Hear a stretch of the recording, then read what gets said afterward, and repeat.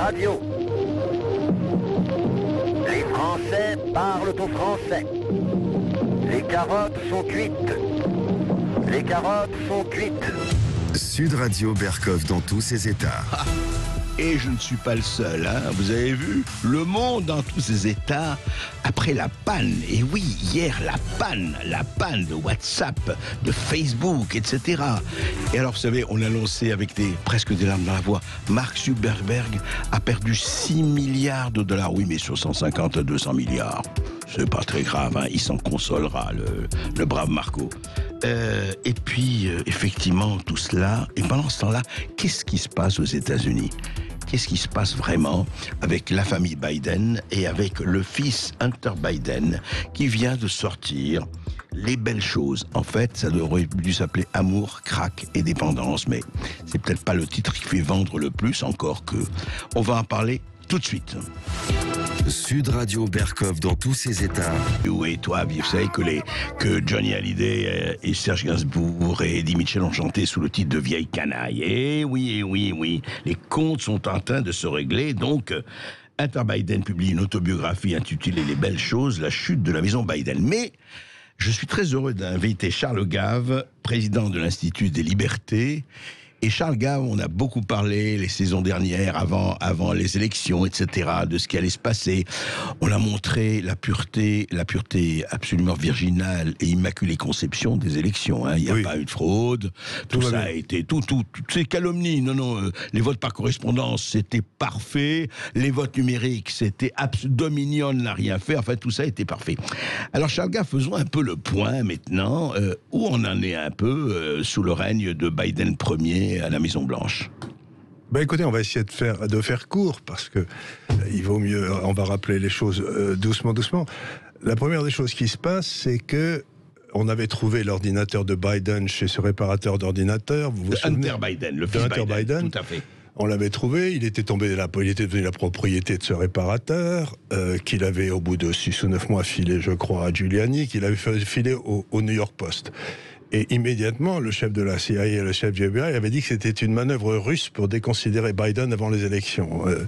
Maintenant, un journal de gauche vient de faire une enquête approfondie sur cet ordinateur et on a prouvé que c'était bien celui de Biden et que tous les messages étaient authentiques. Ce qui est embêtant, c'est qu'il y a un certain nombre de messages qui semble impliquer gravement le fils Biden, mais aussi peut-être le père, puisque une partie des commissions devait aller à lui, d'après une conversation qu'il y avait eu là-dessus. C'était avec l'accord avec l'Ukraine, notamment, et avec la Chine. Et avec la Chine. C'est ça. Et on semble s'embourber avec toutes ces conversations. Enfin, toutes les conversations qui étaient sur cet ordinateur étaient vraies. Parce que s'il envoie une communication à une copine en Suède, si vous voulez, on va voir la fille en Suède pour voir si elle l'a reçue. Vous voyez, voir si c'est le même. Donc on contre. Donc, l'ordinateur de Biden était vrai, donc toutes ces histoires, c'est un peu douteux. Et ce qu'il y a d'extraordinaire, c'est la façon dont tous les journaux et tous les grands médias, dont les GAFA, ont tué le dossier de l'ordinateur. Puisque à l'époque, on avait fermé le site du Poste, qui était quand même le journal le plus ancien des États-Unis. Ils avaient carrément fermé le site. Ils avaient tout fermé, pour empêcher quiconque de le regarder. Dites-moi, je crois entendre que même que la liberté d'expression, c'est l'amendement numéro 1 de la Constitution américaine. Oui, mais alors là, c'est là où il va y avoir un jour une bagarre juridique qui va se passer, c'est que les GAFA disent, nous, on est le papier sur lequel les gens ont écrit, on peut pas nous empêcher de faire ce qu'on veut.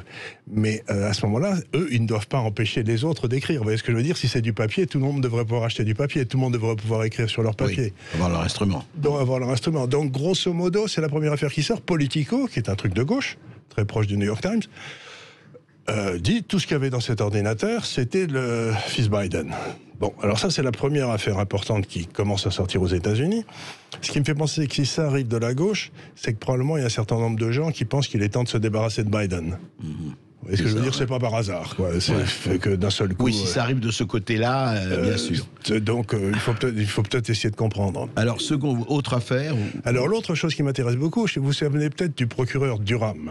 Durham, oui. Qui était pour rappeler à nos auditeurs qui c'était. Oui. Alors, dans le droit américain, quand il y a des crimes qui sont commis par des gens extraordinairement puissants, il est d'usage de nommer un procureur spécial. Et ce procureur spécial, il a comme seul objectif de chercher les crimes qui ont été commis dans le mandat qu'on lui a donné. il avait été nommé par... C'était un homme Durham qui était parfaitement honorable, qui avait toujours été parfaitement, qui s'était payé un certain nombre de grands mafieux, et puis aussi un certain nombre de politiques. Donc c'était un homme dans lequel, dans le fond, la classe politique et judiciaire des États-Unis avait confiance. D'accord. Il avait été nommé par Barr, le ministre de la Justice de Trump. Oui. Et puis, quasiment, on n'en avait plus entendu parler. On s'était dit, bon, ben, encore un qui a réussi à... Et puis, il semble bien qu'il soit peut-être honnête après tout, et qu'il ait continué à travailler. Et là, il est en train de sortir des dossiers sur le fait que le FBI était parfaitement au courant que tout le montage, vous savez, russe contre Trump, vous savez, qui a empoisonné les 2 premières années de le rapport Mueller et tous ces trucs-là. Oui, tout ce montage de soi-disant inférieur russe. Oui. Le FBI savait dès le départ que c'était du pipeau. D'accord. Ouais. Et ils viennent d'arrêter l'un des premiers juristes de Madame Clinton. Allez, qui a été arrêté, là. Qui est mis en examen. Qui a été mis en examen. Et il semblerait, d'après des rumeurs qui circulent à Washington, qu'il y a un certain nombre d'autres gens qui risquent de tomber, dont il y a des grands noms qui sont cités, sans doute. Donc il y a quelque chose qui se passe. Il y a eu une conspiration pour empêcher Trump de gouverner pendant les premières années, soutenue par le FBI et la CIA, alors que tous les deux savaient parfaitement qu'il n'y avait rien entre Trump, que c'était bidon, l'inféodation de Trump aux soviets ou l'implication des Russes. Quoi. Et ça a empêché Trump de gouverner pendant 2 ans. Ce qui a été, enfin, il était sans arrêt embêté. Enfin, tous les journaux avaient suivi. Donc, je voudrais attirer l'attention des auditeurs sur le fait que M. Durham n'est peut-être pas aussi veule qu'on a pu le croire à un moment. Et j'ai écouté un autre très grand juriste américain qui disait, vous savez, la vitesse de la justice n'est pas celle de la politique. Bien sûr, ni des médias. Ni des médias. Donc il faut parfois 4-5 ans pour arriver au bout des dossiers, pour les creuser. Donc c'est loin d'être fini. Et je me demande ce qui va sortir de là. Parce que... Alors qu'est-ce qui peut sortir, Charles Gave? Nous ne parlons pas des élections américaines, c'est en 2024. Oui. Mais en revanche, il y a le renouvellement du Sénat et de la Chambre des représentants, en tout cas en partie, avec ce qu'on appelle les midterms en 2022. Oui. Est-ce que, à votre avis, ça peut influer beaucoup, et surtout que beaucoup. Et en plus, ils ont au Sénat, c'est 50-50, donc c'est la voix du vice-président qui fait la différence à chaque fois. Donc il suffit. Oui, à 50-50, si le vice-président pendant les Républicains, ça passe. Les Républicains passent. Mais il ne serait pas du tout exclu qu'il y ait 2 ou 3 compte tenu de la façon dont les démocrates gèrent le pays, ils sont devenus fous comme des lapins, avec des sommes absolument gigantesques qui sont distribuées, enfin bref. Et donc, il peut y avoir, si j'ose dire, la branche centrale des États-Unis. Vous savez, les États-Unis sont démocrates sur les 2 côtes et à Chicago. Et toute l'ancienne côte ouest, côte est et Chicago. Voilà, c'est à peu près ça. Et puis tout le reste est solidement républicain. Alors il suffit qu'il y ait 2 ou 3 sièges qui basculent, ou 2 ou 3 sièges qui basculent dans la Chambre des représentants, et c'est fini. Et compte tenu des différents scandales qui risquent d'arriver, c'est peut-être pas impossible que ça bascule. Mais en même temps, il y a quand même quelque chose que j'ai jamais vraiment, qui n'a jamais été dit à personne, c'est que pendant toute la présidence Trump, il n'a jamais réussi à reprendre le contrôle du ministère de la Justice. Ah oui. Jamais.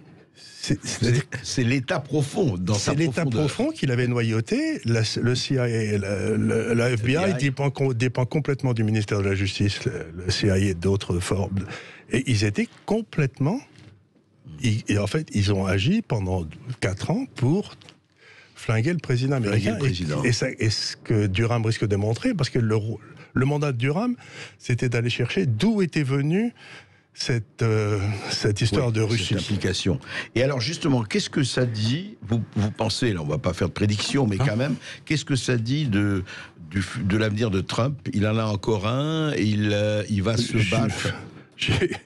J'ai vu à Paris récemment un homme qui était l'homme de la communication de Trump, si vous voulez, qui était un de ceux qui était en train de monter le concurrent à un certain nombre des GAFA, donc qui est en train de monter, qui ça marche très bien. Oui, les plateformes alternatives. Etc. Et donc, alors il voit Trump assez souvent, et on lui a demandé quelle était la probabilité qu'il mettait que Trump se représente, là, et il a dit 99,9%. Donc, la bête est loin d'être morte. La bête est loin d'être morte. C'est très intéressant. Juste un mot. Hors antenne, m'avait dit quelque chose d'intéressant à propos des Pandora Papers. Vous savez, sur l'évasion fiscale, il y a des noms qui commencent à sortir, donc Dominique Strauss-Kahn, Tony Blair, Shakira, Emery Chopra et d'autres. Et vous nous disiez, Charles Gave, il n'y a pas, regardez, il n'y a jamais eu, dans les Panama Papers, dans tous les... Il n'y a jamais eu un homme politique américain. Pourquoi ? Non, c'est curieux. Hein. Mais c'est curieux. Je crois que c'est les Panama... Tout ça, il y a un certain nombre d'hommes politiques américains qui agacent, non-américains qui agacent les Américains. Et ça fait partie du bon travail de la CIA de cacher un peu les choses. De les mettre en lumière quand ça les arrange. Ah oui, c'est ça, oui, d'accord, ok. Et ensuite, ils espèrent que la presse fera le boulot de les tuer comme il faut. D'accord. Oui, Mais ce qui est étonnant quand même dans cette histoire, pour terminer avec ça, Charles Gave, c'est qu'on a vu quand même, et au-delà même de Trump, que les GAFA, les Facebook, les Twitter, les autres, pouvaient carrément empêcher quelqu'un de s'exprimer, y compris un président de la République. En exercice. On est banni à vie, en exercice. Et là, Trump, jusqu'à présent, est banni à vie d'un certain nombre de plateformes. Oui. C'est quand même étonnant. Twitter, pour pas la nommer. Oui, mais Twitter, évidemment. Et comment on explique que ce pays, encore une fois, il sombre dans quoi ? Enfin, c'est très étonnant. Alors que c'était pour nous le pays de la liberté d'expression, beaucoup plus qu'en France. Mais, vous savez, ce qui se passe, c'est que grosso modo, quelque part, on le voit dans tous les pays du monde, c'est que la liberté d'expression qui était pour nous, pour notre génération, vraiment la chose qui définissait littéralement une démocratie, c'est-à-dire qu'on pouvait dire une bêtise, eh bien, même en France, regardez, on a toutes ces lois mémorielles. Par exemple, j'ai pas le droit, on peut m'accuser de prêcher la haine. Ben oui, absolument. Mais c'est quoi la haine ? C'est pas un crime. Je veux dire, j'ai le droit de détester des gens.